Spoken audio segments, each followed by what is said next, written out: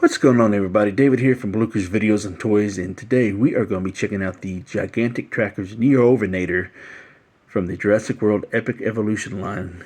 And this is a brand new species for this particular line. I don't know very much about it. I do know that it's from England, and that's about it. And it's a medium-sized carnivore. And it is also part of the Carodontosauриdae family. So that's about the extent I know of that particular species. So, like I said, it's brand new to me, and I'm very happy to have the figure to add to the collection. And they also placed this thing in the river biome. So, this is open style packaging, and let's go ahead and take it out and take a closer look at it. Alright, so this is one of the rare occasions where they actually did a pretty decent job, or a pretty good job, on a paint scheme. And we'll get into that here in a minute. But one thing I noticed that really stands out is the teeth. Why they had to make them so big after having all the others have very nicely teeth. Nicely teeth. Is that how I'm supposed to say it? Yeah, they're look like big buck teeth, in my opinion. I mean, they still used the plastic and everything. It wasn't molded into the head sculpt or nothing, but the fact that it's just large like that just kind of makes it a little odd, But then I guess, again, I mean, that looks alright. Could have been a little bit smaller. It could have been presented a little bit better, in my opinion, But hey, it is what it is. So I guess where it suffers in the lack of teeth, they made up for it in the paint scheme. So let's go ahead and start with the head sculpt. And the eye looks pretty decent right there. Then looks pretty good right there. It looks a lot better on this side than this one. So, but maybe it's just the way the lighting is setting in on it. But at least it's not messed up like some others that I have in my collection. But as far as the paint scheme goes, they did a real nicely job on this. Let's go ahead and get this done. Give the people what they want. There's the scan. But yeah, it's actually a really good paint scheme from head to toe, literally from head to toe, with the exception of the claws. But yeah, I do like the purple coloration that they had on top of the from the snout all the way to the back of the head, and then you got the nice striping pattern right there, and it's going all the way down.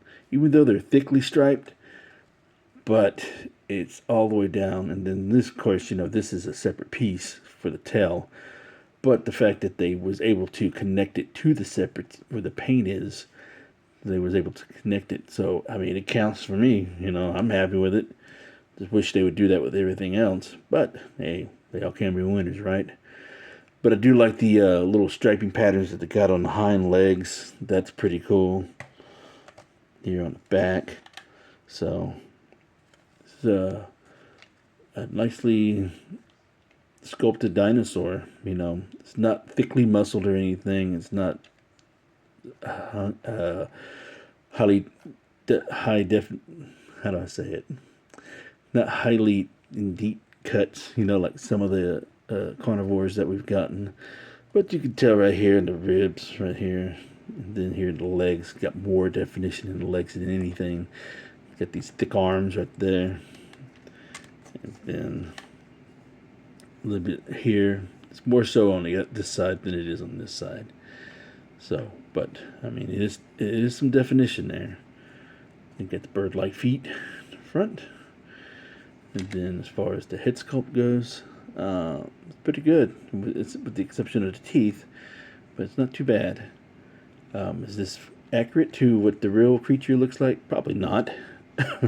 I'm not caught up on my Carodontosauриdae family, tree, and what they all look like. But I do know that it's part of that. It's related. It's part of that family. But yeah, that's about it. As far as articulation goes, you get the ratchet in the legs right there, go forwards and backwards, so which is good. You know, should be a problem over time. And then this is tied to the action feature, I think. I remember one review I watched, they was like freaking out because this was all loose and everything, and they didn't know why that was, and they were wondering if anybody else was like that. But it's tied to the action feature. And then right there, of course, you know, that's the wheel right there for the action feature. And then I'll just do this. So the arms are, you know, moving up and down along with the head, the neck.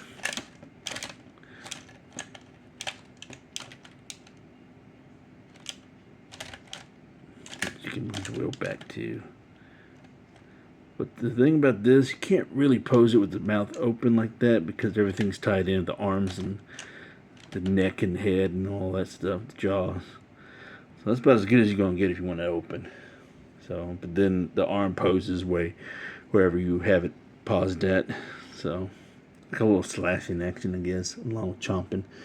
And then right here, it's got a set of quills you can move up, which is really cool. Of course, most people probably won't display like that. I will because, you know, it's part of the gimmick. So, like I said, it's different and unique, and not a lot of people like the evolution part when it comes to the medium, larger size dinosaurs, you know. But I don't have a problem with it. But then, let's see. All right, so let's go ahead and do some comparisons. All right, we're going to compare this particular species with other species from England that were found. It doesn't necessarily mean they live together all in one shot, but these are the comparisons we're going to do with this one is pretty much species that are found in the same area, you know.